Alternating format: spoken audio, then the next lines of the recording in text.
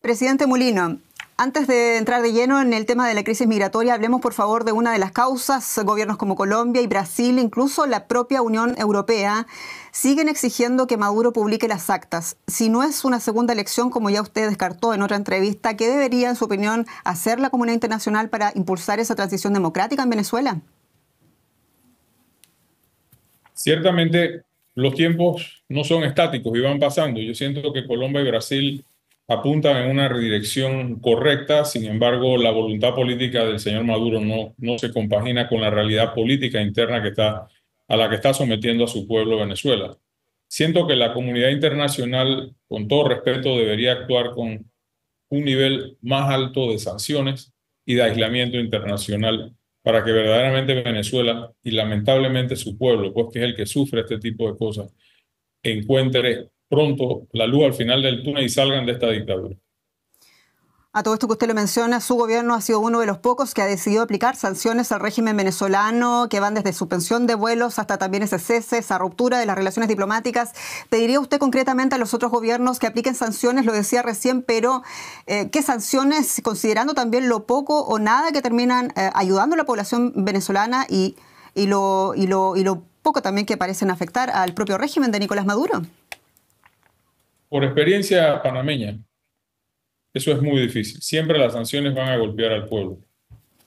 Pero en ausencia de una salida militar, que no la veo por ninguna parte, salvo que existe una implosión interna en Venezuela, pues no queda de otra. Sin embargo, yo respeto mucho las decisiones soberanas de cada país respecto al manejo de sus relaciones bilaterales con Venezuela.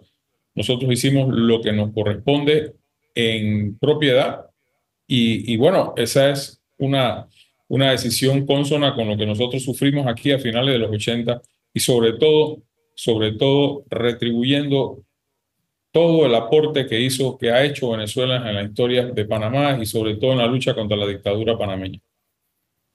Presidente Mulino, usted ha sido desde el primer momento un defensor del triunfo de González Urrutia en las elecciones de Venezuela. Para usted, la carta que él firmó en la Embajada Española en Caracas antes de abandonar Venezuela, ¿cambia en algo la situación?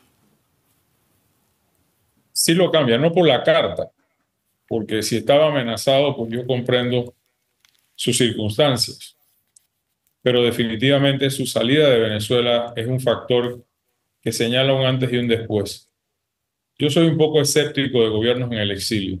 No conozco ninguno en la historia reciente que haya prosperado. Y ya Venezuela pasó por una situación más o menos similar con Guaidó, aunque el señor Edmundo tiene toda la legitimidad del mundo. Pero es muy difícil maniobrar desde el exterior. Y queda María Corina Machado, la líder de Venezuela, dentro de la frontera venezolana, luchando con todo su pueblo. Yo creo que eso es un aliciente, eso es importante y por supuesto Panamá siempre estará en la esquina de María Corina en la lucha contra la dictadura venezolana. Presidente, el 1 de julio pasado, apenas día en que usted asumió ese mando en Panamá, firmaba un acuerdo de repatriación de migrantes con los Estados Unidos, mediante el cual Washington se comprometió a aportar $6 millones para financiar las repatriaciones, una política que ha sido criticada por organismos como Amnistía Internacional. ¿Está logrando los objetivos propuestos? ¿Ha habido entre ellos repatriados venezolanos? Sí se están logrando los objetivos. Venezuela tiene un problema que no tenemos cómo accesarlo. Han habido varios vuelos ya a Colombia, Ecuador, India, y se está programando uno a China, población que comienza a llegar, no me pregunte por qué, a nuestra frontera. Sin embargo, los organismos internacionales son muy buenos hablando, pero muy poco haciendo.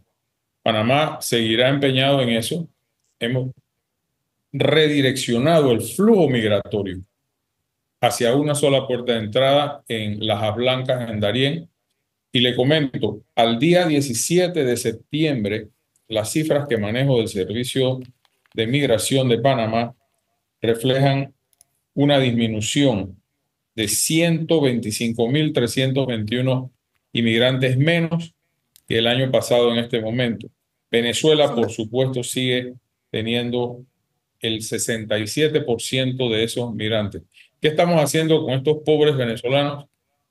Pues simplemente dejarlos pasar hacia el norte, que es su destino, su esperanza de destino, O y sea, sigue según Colombia entiendo, con 15. presidente, no están siendo deportados los ciudadanos venezolanos y sí esa disminución que usted señala corresponde precisamente a ciudadanos venezolanos. Es un todo, se ve un todo, ¿no?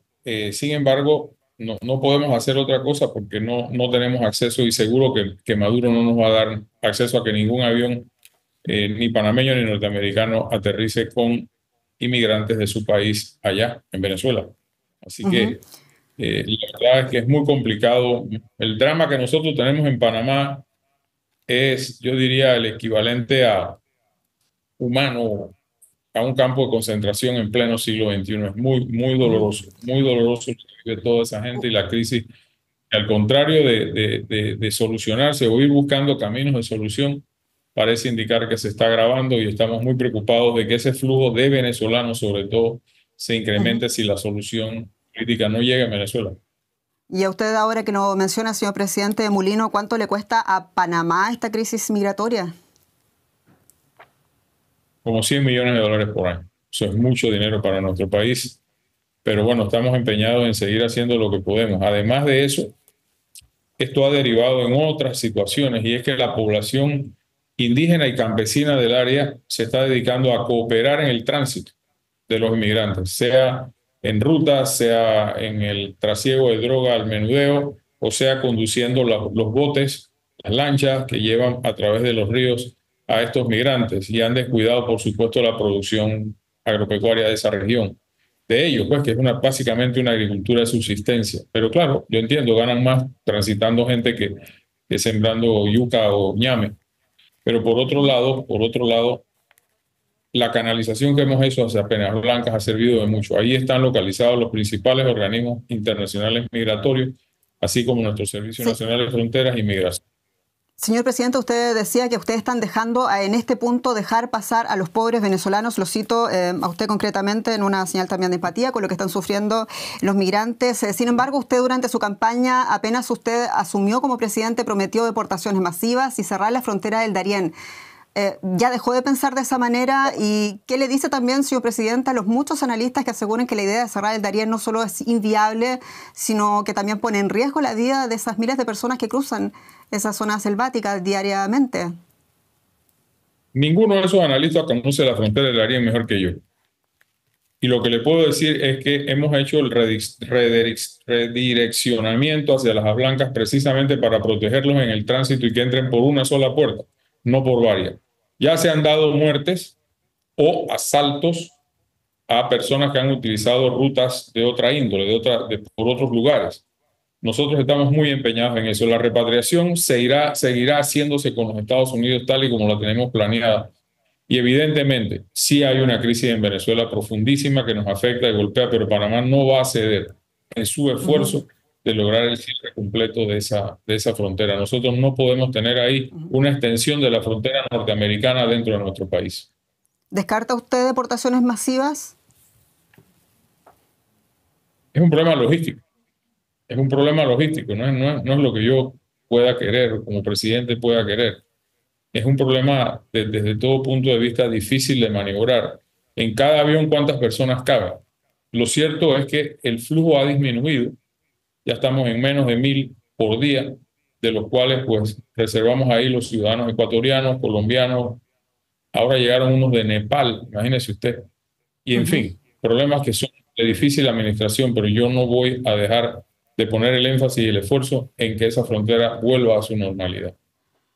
Señor presidente Mulino, hablemos de otro de los temas que le preocupan a su gobierno. Hace menos de un año Panamá salía por segunda vez en la lista gris de acción del Grupo Financiero Internacional sobre el blanqueo de capitales y sin embargo la Unión Europea, entre esos Alemania, donde estamos aquí haciendo esta entrevista en Berlín, ha preferido mantener a Panamá en la lista negra de paraísos fiscales porque creen que el país no hace lo suficiente por transparencia fiscal. Aquí la pregunta, ¿cómo le responde usted a las autoridades europeas? Lo rechazo enérgicamente. Panamá merece respeto en la comunidad internacional y rechazo que nos acomoden en este tipo de listas con países que están en otra condición muy distinta a la de Panamá. Panamá es un país que coopera.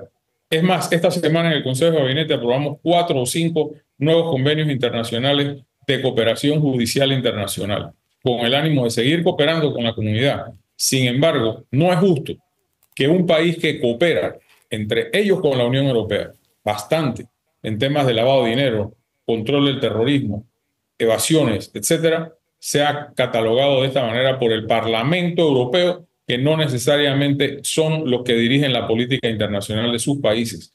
Entonces, lo rechazo enérgicamente y he dicho y reitero que país que tenga a Panamá en lista no tiene derecho a participar en ningún acto público, ni licitaciones, ni contratos. Y recuerden algo, nosotros vamos al Consejo de Seguridad el 1 de enero y seré muy cuidadoso con los votos que a Panamá se le soliciten en esa institución tan importante de Naciones Unidas. Muy breve, ¿va a denunciar esa situación ante la Asamblea General de la ONU en Nueva York la próxima semana? En mi discurso del 25, ese será el planteamiento de fondo. La crisis de la frontera en nuestro país será así llevado, así como también todo el concepto humanitario, el llamado que hago a la comunidad internacional para que de una manera más activa, aunque no sean partes de la crisis, se interesen en la crisis. Porque ahí lo que tenemos ahí son seres humanos, niños, mujeres, hombres, viejos, jóvenes. Ahí hay de todo en esa dura zona. Y también rechazando todo el tema de las listas. Panamá hará lo que tenga que hacer a nivel internacional y le he dado instrucción a todos nuestros nuevos embajadores de que este sea un tema recurrente en sus distintos países, aunque los países no tengan nada que ver con el tema de listas. Panamá llevará una voz internacional en este aspecto de defensa a nuestra dignidad nacional.